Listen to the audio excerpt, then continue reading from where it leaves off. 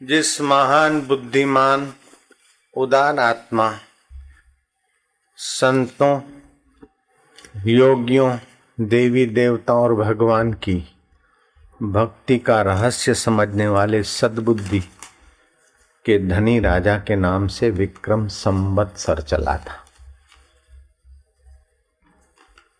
ये सन ईसवी सन के संवत्सर की अपेक्षा विक्रम संवत्सर प्रकृति के तालमेल से इतना जुड़ा है कि मनुष्य बहुत फायदा ले सकता है। राजा विक्रमादित्य राजपाट का भार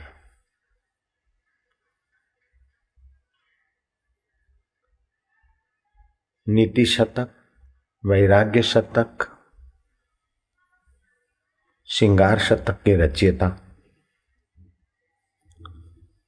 भर्तृ को सौंपकर एकदम साधारण व्यक्ति के रूप में वेश बदलकर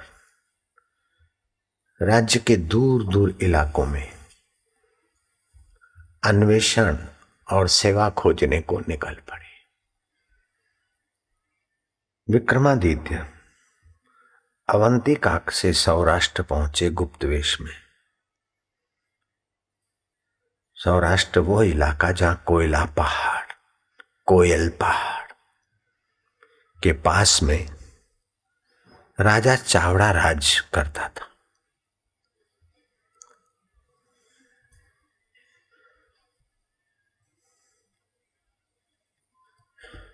राजा चावड़ा राज प्रभात देव की पुत्री प्रताप कुंवरी अपने पिता की कोप भाजन बनी थी और पिता ने रास्ते जाते किसी भी आदमी से शादी करा दूंगा और देवयोग से रास्ते जाता वही आदमी मिला जो राजा विक्रमादित्य था। गुप्त वेश में साधारण आदमी समझकर शादी करा दी। राज रहा। प्रताप कुंवरी साधारण आदमी के साथ साधारण जीवन जीने लगी।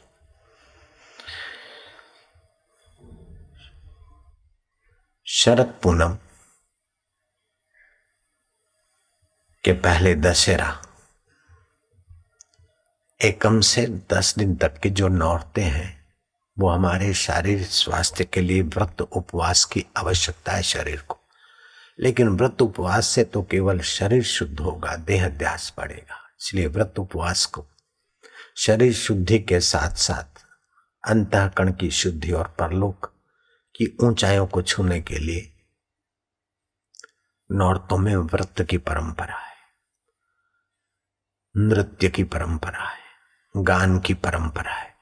नृत्य, व्रत और गान से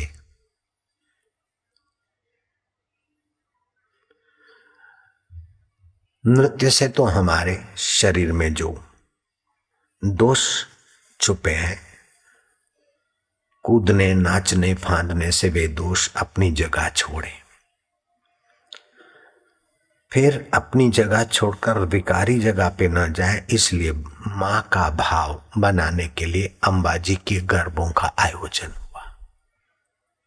मातृभाव, भगिनी भाव, पवित्र भाव। वे बिल्कुल अनजान है जो कहते हैं कि मां को देखकर 7 वर्ष का बेटा मां के प्रति सेक्स से आकर्षित होता है। बाप को देखकर 7 वर्ष की बेटी से लेकर जवान बेटी अपने पिता से आकर्षित रहती है, लेकिन मां आड़ी आती है, इसलिए मां से झगड़ती रहती है। बेटा को बाप आड़े आते, इसलिए बेटे और बाप की नहीं बनती, ऐसा मूर्ख फ्राइड मनोविज्ञान कहता है। जयराम जी की आपका भारतीय मनोविज्ञान, ऋषि मनोविज्ञान कहता है कि एक व्यक्ति की विकारी उल्टी सभी आदमियों के सिर पर नहीं मरनी चाहिए। मुंडे मुंडे मतिर्भिन्ना श्रुतिर्भिन्ना स्मृतिर्मपि भिन्ना नाना मुनिर्यस्य वचनमपि भिन्ना धर्म सत्यत्वम निहितम गुहाय। वास्तविक तत्व बड़ा गोपनीय है, उस तत्व से जो महापुरुष पहुंचे हुए हैं, जो सीधे संबंधित है, उन्हीं की बात प्रमाणभूत है। बाकी किसी के मन में कैसा आ गया, वो सारी मानवता पर थोपना नालायकी है, लायकात नहीं है। जयराम जी की ये अज्ञान दशा में जीने वाले 5-25 विकारी व्यक्तियों का बातचीत से जो मनोविज्ञान के तर्क देकर कोई पुस्तक बन जाती और ऐसी पुस्तक पढ़कर संभोग से समाधि की और भाषण देने लग जाते हैं लोग, तो उनके भाषणों की भारत में ऐसी तैसी हो जाती है। जयराम जी बोलना पड़ेगा। संभोग से समाधि का कोई संबंध नहीं है, संभोग से सत्यानाश का संबंध है, संयम से समाधि का संबंध है। तो इस संयम को बढ़ाने के लिए सनातन संस्कृति ने गरबे खोज लिए। उन गरबों में नृत्य के साथ साथ मां की प्रतिमा, मां का भाव है। भाव में बड़ी ताकत है। 35 साल का युवक और 16 श्रृंगार की हुई सुंदरी एक दूसरे को गले लगते और विकार नहीं हो सकता है। 16 श्रृंगार की हुई 16 साल की सुंदरी और 35 साल का 34 साल का सुंदर पिता कन्यादान देता और सजा धजा कर कन्यादान देकर जब विदाई देता है, तो कन्या अपना घर छोड़ते छोड़ते बाप के घर से विदा लेकर पति के घर जाती, तो बाप के गले को ऐसी लगती है कि पति और पत्नी भी शायद नहीं लग पाए, इस प्यार से भाव से लगती है। क्या उस समय पिता को विकार पैदा हो सकता है? बिटिया को विकार पैदा हो सकता है? बताओ, नहीं हो सकता है। भाव में बड़ी ताकत है। एक मंत्र है पितरों का शिरोमणि, पितर अर्यमादेव। मैंने उस मंत्र की सच्चाई की महानता देखी। मेरा उस अर्यमा पितृदेव को प्रणाम है।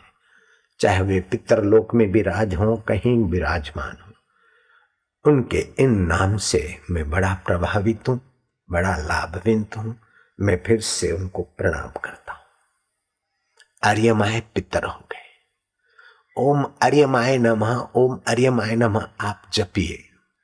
सुंदरियां आपके गले लगे, आपके शरीर को चिपके और आप सच्चे भाव से ओम अर्यमाय जपें, तो आपका विनाश नहीं हो सकता है। आपके चित्त में विकार हावी नहीं हो सकते।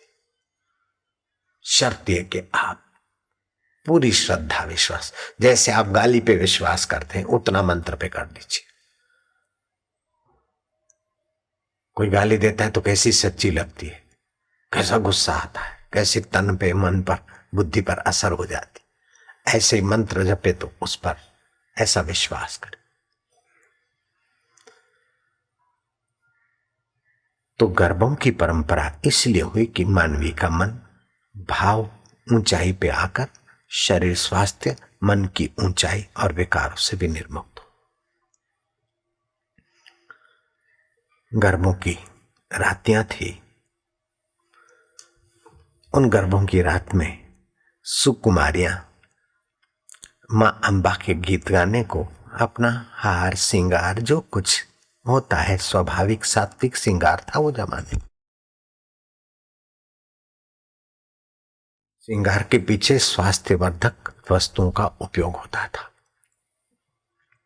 जैसे सिंदूर है तो सूर्य के किरणों को हमारे शरीर में ऐसे परावर्तित करता है कि हम आवेगों, आवेशों और भयों से बच जाएं। चंदन का तिलक है अथवा पैरों में कड़ा है, पायल है, तो मासिक धर्मों की बीमारियों से बचा जाता है। चांदी के गहने पैरों में पहनने चाहिए। वणजारा कौम ने बड़ी भारी गलती कर ली। आदिवासी कौम ने भी अपने पैरों पर कुहाड़ा मार दिया। परंपरा यह है कि नाभि से ऊपर के हिस्से में सोना पहनते हो तो आपकी जीवनी शक्ति बढ़ती है, और वो सोना गर्म प्रभाव का है, गर्मी नीचे फेंकता है। और चांदी पैरों में रखते हो तो चांदी शीतल स्वभाव की, वो ठंडक ऊपर भेजती है।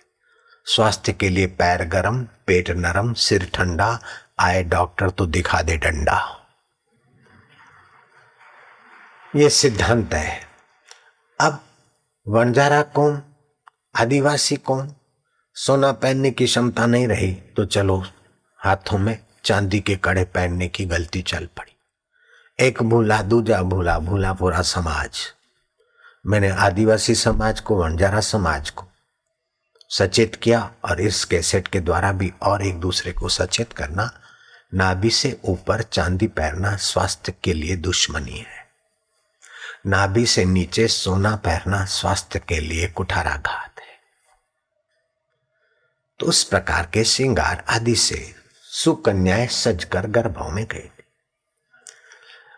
मां कोयल पहाड़ अथवा कोयला पहाड़ जो कहो के पास सौराष्ट्र की वह अधिष्ठात्री देवी अंबिका का चित्त चाहा कि मैं उन कन्याओं के साथ जाकर गरबे गाऊं। इन देवियों का अस्तित्व है, तो वो कुमारियां पवित्र आत्मा होगी और गरबे चल रहे थे। मां अंबा आई और उसने भी अपने रूप लावण्य की, तो वो देवी है, सारी सृष्टि की वो रूप दात्री, पोषण दात्री, प्रेरणा दात्री देवी, एक सुंदर सुहावना कन्या का रूप लेकर सौराष्ट्र के कोयला पहाड़ निकट की कन्याओं के साथ गरबा गाने लगी। मां का अद्भुत सौंदर्य राजा देखता ही रह गया। गरबा पूरा हो गया, लेकिन इस सौराष्ट्र के राजा की मति नीचे के केंद्रों में ऐसी तो पतित हुई कि उस कन्या का पीछा किया। वह कन्या थकान सी मिटाने के लिए जरा सा रुकी, पीछे मुड़कर देखा तो राजा आ रहा है। देवी को जानने में देर न लगी। देवी ने कहा,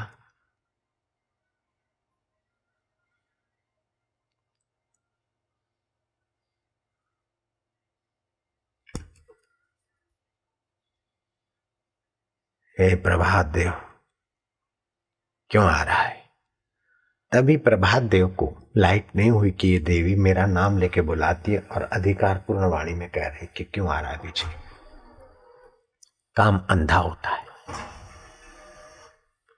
बड़े बड़ों की मति गति कुंठित कर देता है। सुंदरी, मैं तेरे सौंदर्य से प्रभावित हूं। मां ने कहा, अरे नाम और रूप की आकृति और हाड़ मांस के चमड़ों के पीछे अंधे हुए राजाओं ने तो भारत के देश को हूणों के हवाले कर दिया। विदेशी ताकतें भारत में छा गई है और शोषक लोग प्रजा को शोष रहे हैं, और तुम विलासी कमीने सुंदरियों की, लल्लाओं की लाड़ चाटते थकते भी नहीं। बेशरम, चला जा।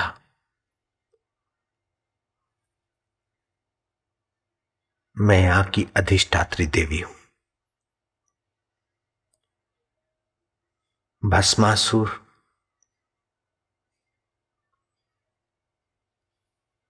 जैसे भी भस्म हो गए।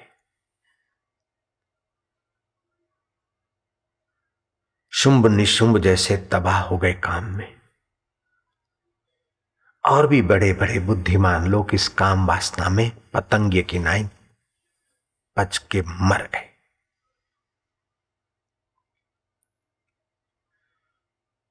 हे काम का भूखा, ऐसे तेरे कई कामी मर गए और प्रजा त्राहित पुकार रही। काम के महाराग में मरमत। जिसने रूप दिया है, रूप को पहचानने की शक्ति दी है, उस अंतर आत्मा ने, राजाओं के राजा ने रूप के अधिष्ठाता को पहचानने का भी ज्ञान दिया है। मूर्ख जाओ किसी गुरुओं के चरणों में, रूप के आधार को पहचान कर अरूपी आत्मदेव को, राजाओं के राजा महाराजा को पहचान। एक था राजा, एक थी रानी, शुरू हो गई कहानी। उस सच्चिदानंद परब्रह्म परमात्मा है राजा, वृत्ति सुरता है रानी, और शुरू हो गई ये जगत की कहानी। आंखों के द्वारा रूप से मोहित हो रहा है, कानों के द्वारा शब्द से, नाक के द्वारा गंध से, जीभ के द्वारा स्वाद से, और त्वचा के द्वारा संभोग से। लेकिन ये सारे इंद्रियों के पीछे पड़ने वाले पतंगियों की नाई, भूंडों की नाई तबाह हो गए। लेकिन जिन्होंने अपने को संयत करके सद्गुरुओं का संग किया है और अपने आत्मा परमात्मा का रंग चढ़ा है, वे पार हो गए। उन राजाओं का अनुकरण कर मूर्ख, नहीं तो तबाह हो जाएगा।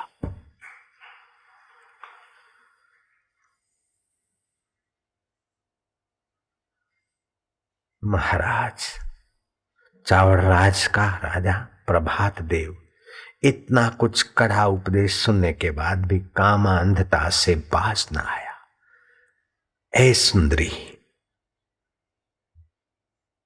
हे पश्चिम पीठाधीश्वरी, जगदम्बा दिखती है तो हम मान गए, लेकिन हम राजा हैं। हमारी अप्रतिहार शक्ति से तुम्हें परिचित होना चाहिए। सारे के सारे लोग, पूरा राज्य मेरे नाम से कांपता है। मैं बलपूर्वक तेरे को अपनी भार्या बना सकता हूं। कामांध ने ऐसा करके मां का जो हाथ पकड़ने को गए, जो हाथ पकड़ा, एकाएक झटका लगा, हाथ की तपन सह न सका। मां के हाथ में आग नहीं थी, लेकिन सात्विक ओरा थी, और इसके अंदर कामुक ओरा थी। ओरा टकराती है। आपका सात्विक स्वभाव होता है तो सात्विक लोग आते हैं तो आपका मिलने का मन होता है। अगर तामसी राजसी आए तो आपको लगता है कि भला कब जाए। घंटों भर इंतजार कर रहे हैं बापूजी आए, लेकिन कोई आपके पास आकर आपसे मीठी बातें करता है तो आपको लगे कि ये भला कब जाए यहां से, क्योंकि ओरा विपरीत होती है। आप सभी का अनुभव है। मां की ऐसी दिव्य जगदम्बा, संयम की मूर्ति, सत्य संकल्प की खान मां, और वचन दे तो फिर साधारण राजा विक्रमादित्य होकर सम्मानित हो रहे और उनके नाम से संवत चल रहा है। ये कथा आपको जरूर प्यार से मैं सुना रहा हूं। आपकी तपस्या में 4 चांद लग रहे हैं।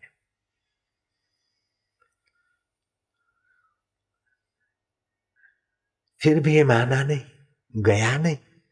इतना धक्का लगा, तपन हुई, मां का प्रभाव देखा, फिर भी काम के प्रभाव से बाज न आया। मां ने अपनी तामसिक शक्ति का आवाहन करके उसे खींचा और तामसी शक्ति से चूस कर फेंक दिया, जैसे आम चूस कर फेंक देते। रात भर पड़ा रहा। मां ने अप्रतिहार शक्ति से सुबह दृष्टि डालकर उसका सूक्ष्म शरीर फिर आवाहित करके जिंदा कर दिया। फिर भी नैन का चैन चुरा कर ले गई, कर गई नींद हराम, कैसे भी करके उसको पाऊंगा।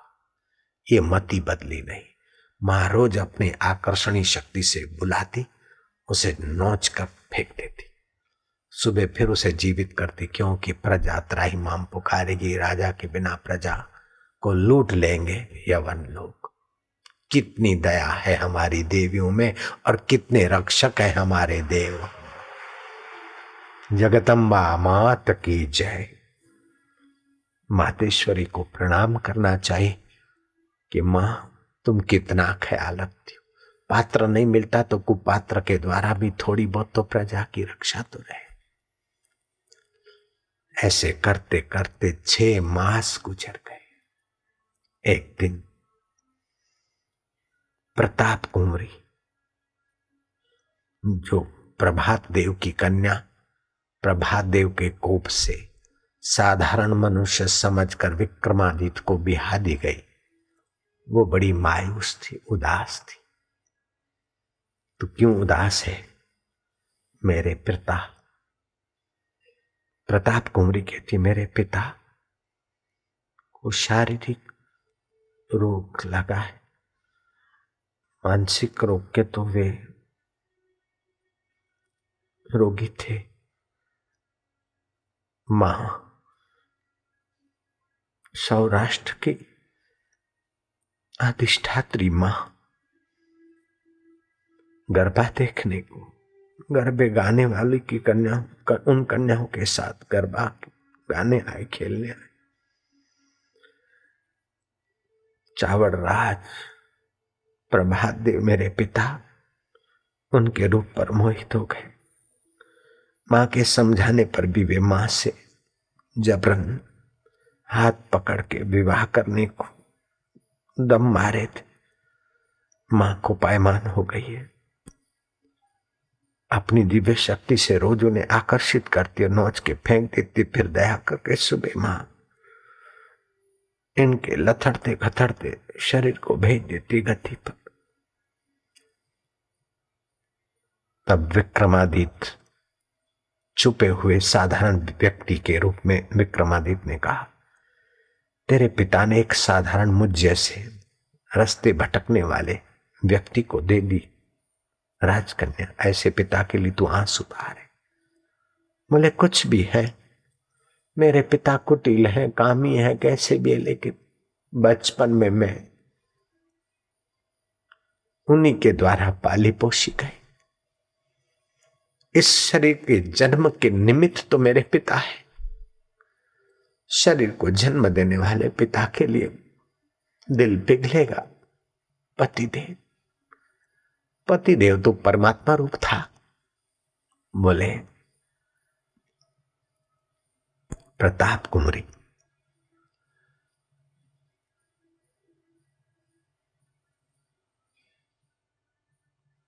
तेरे पिता को मैं इस कष्ट से मुक्त करा दूंगा। शाम हुई, उस रास्ते पर छुप कर बैठ गए। राजा प्रभावित होकर खींचे जा रहे, मां के निकट पहुंचे, चकरा गए। इतने में विक्रमादित्य ने मां के आगे प्रणाम करते हुए कहा, मातेश्वरी बहुत हो गया, जगदेश्वरी क्षम्यता।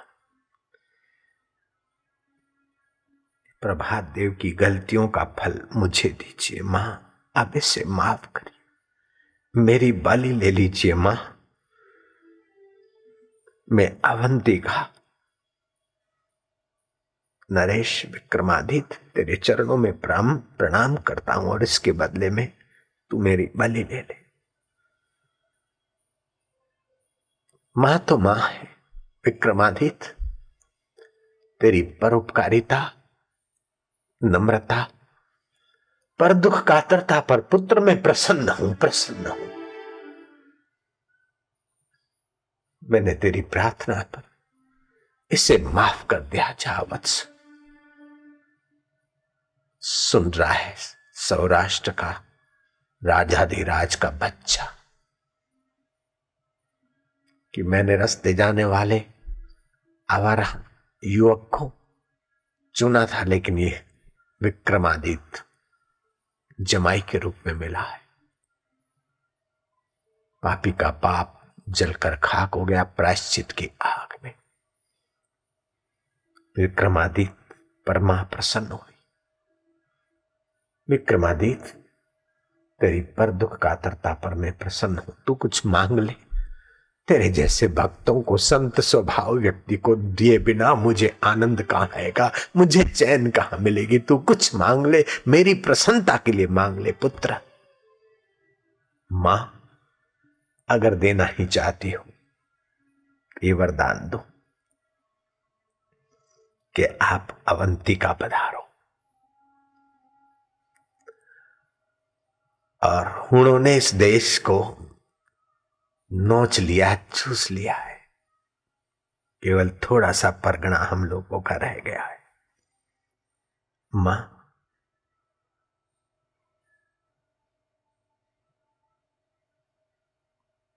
ने कहा, राजन ऐसा ही होगा, तथास्तु।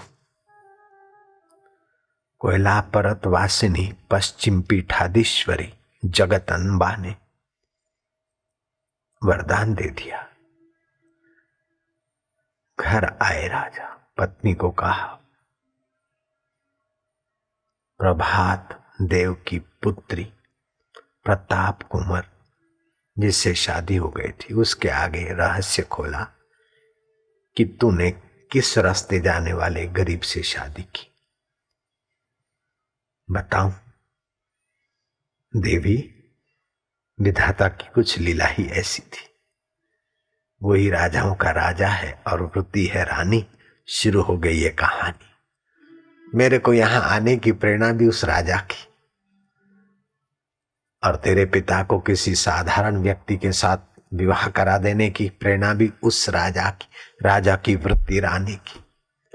और जगदम्बा का दर्शन और ये सेवा भी कैसी कैसी उसकी लीला है, रचना है। इस संवाद को जो सुनेगा जानेगा, उसका हृदय भी भगवान की भक्ति से भर जाएगा। जगदम्बा की प्रीति से उसका हृदय द्रवित हो जाएगा। आज तक मैंने ये राज रखा।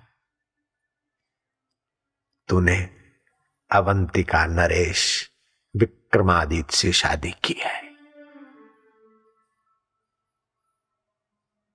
प्रताप कुंवरी का श्रद्धा भाव से सिर झुक गया कि वास्तव में आप नर के रूप में नारायण की परंपरा के सपूत मिले मुझे। पति में परमात्मा बुद्धि करने की मति गति भारत की देवियों में होती है।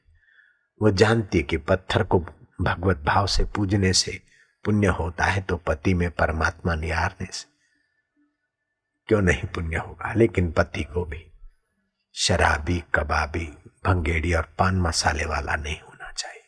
भगवान कृष्ण ने गोपियों को कहा, अगर पति व्यसन मुक्त है तो उसको परमात्मा रूप से देखकर उनका सेवा पूजा करो, मैं इसी से प्रसन्न हूंगा।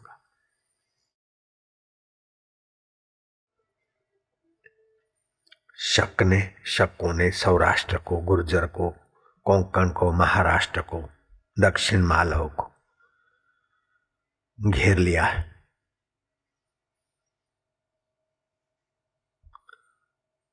मां, अब तुम्हारी कृपा से मैं शकों को, हुओं को भगाऊंगा।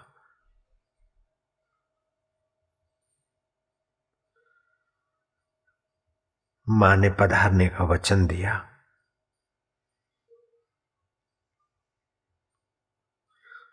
अवंतिका शिप्रा तट पर जगदम्बा के मंदिर की स्थापना हुई और मां की विधिवत पूजा हुई। अभी भी वो परंपरागत अवंतिका उज्जैन में मां के मंदिर की पूजा होती रहती। 91 वर्ष के ये महामानव विक्रमादित्य राजकाज करते, शरीर को अब मां के चरणों में सौंपना है। मां अंतिम, तो अपना शुभ कार्य करवा के अंतिम अपने चरणों में ले लेना। मां ने तथास्तु कहा है। सद्बुद्धि के धनी राजा ने घोषणा कर दी कि जो कर्जदार है आज से कर्ज मुक्त।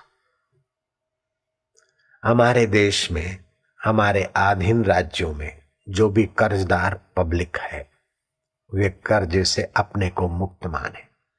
जीव का वास्तविक स्वरूप मुक्त है, आवश्यकताएं और अज्ञान से अपने को बंधन में मानता है। खैर, कर्जे के बंधन से सारी प्रजा मुक्त है। और जो कर्जा लेने वाले हैं वो अपने अपने राज्य और अपने अपने इलाकों से, राज्य खजाने से पैसे ले जाएं, भेजने की व्यवस्था की गई। ये बात अगर परदेश में, विदेश की बैंकों में रखे हुए पैसे वालों के दिमाग में आ जाए तो फिर भूत होके नहीं भटकेंगे, भगवान होकर पूजे जाएंगे।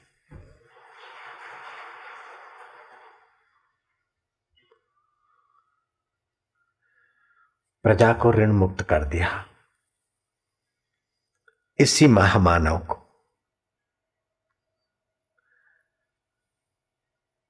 युधिष्ठिर संवत की जगह पर विक्रम संवत के नाम से प्रजा ने सम्मानित किया, स्मरण किया, और आज भी ये विक्रम संवत की परंपरा आप और हम लिखते हैं, देखते और इकट्ठे होते।